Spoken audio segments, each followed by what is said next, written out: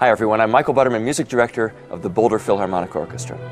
I think it's one of the great ironies of classical music that the most famous American symphony was not in fact written by an American composer, but rather by a composer who was invited to this country with a very specific request.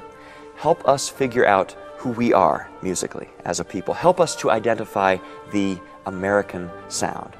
Well, composer Antonin Dvorak wrote his New World Symphony in response to that request, and it quickly became his most popular work and one of the most famous works in all of classical music.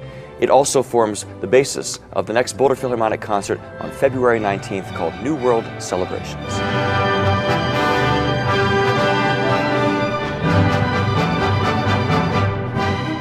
We open with music of Leonard Bernstein from 1945, 3 dance episodes from On the Town. Bernstein was a busy young man. In the space of just 3 years, while he was still in his mid-20s, he made his sensational debut as a conductor of the New York Philharmonic. He collaborated with Jerome Robbins on a ballet called Fancy Free, and then he developed that same storyline into a popular Broadway musical, On the Town. Now, by the time Bernstein was composing, American music had a decidedly jazzy feel. Swing rhythms, saxophones, bluesy trumpet melodies, and he blended all of these elements in just the right amounts to create a piece that captured the spirit of New York and really the spirit of the whole country as we entered the post-war boom years.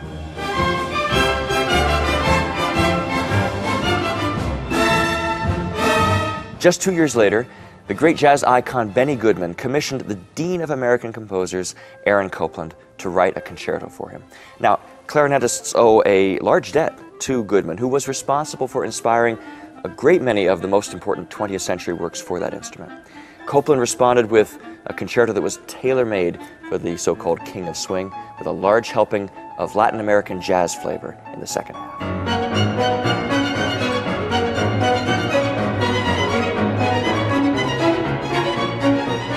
The Boulder Phil is thrilled to bring the world's preeminent clarinetist, Richard Stoltzman, to Mackey to perform one of his signature pieces. We'll close the first half with more music for clarinet, written specifically for Stoltzman by his friend and frequent recital collaborator, Boulder's own Bill Douglas. Bill will join Richard and the orchestra on stage to perform 2 engaging works. The first is called Feast, and the second is actually a world premiere with a very intriguing title, Afro-Cuban Baroque, for clarinet and orchestra.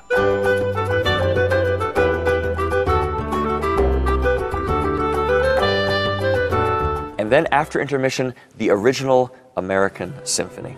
Now, the late 19th century was the era of nationalism in music. There was Grieg in Norway, Mussorgsky in Russia, Granados in Spain, Sibelius in Finland, all of them working to define the sound that reflected the unique culture of their respective homelands. And no one did this more effectively than Antonin Dvorak, whose music overflowed with bohemian flavor. The key, he felt, was to be found in the indigenous music, the folk music of each country.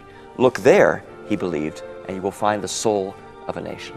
So soon after his arrival in the United States, Dvorak made the acquaintance of a talented musician named Henry Burleigh, who introduced Dvorak to the great tradition of the African-American spiritual. Dvorak loved the songs that Burleigh sang for him, and he sort of immersed himself in their spirit, and then he would invent new melodies in much the same style.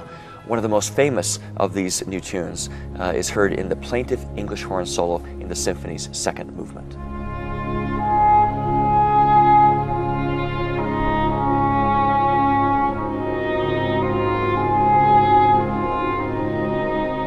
The symphony is more than a collection of memorable melodies, though. It's a tightly constructed work whose 4 movements are bound together by a motto theme that's first played by the horns in the opening movement. Reflecting yet another influence, the symphony's 3rd movement was inspired by a scene from Longfellow's epic poem, The Story of Hiawatha, a Native American dance from a celebration feast.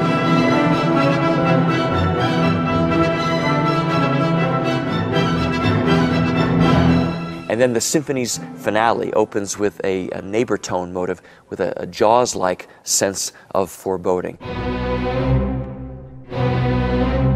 leading eventually to a new theme in a minor key.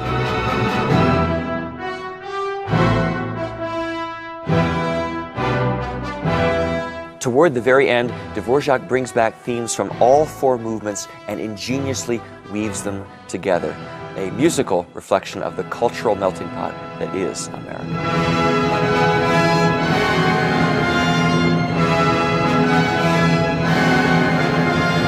And so ends a great evening of American music. Dvorak, Copland, Bernstein, Bill Douglas, and the incomparable Richard Stoltzman. February 19th, 7:30 p.m. Join the Boulder Philharmonic for New World Celebrations. I'll see you at Mackey.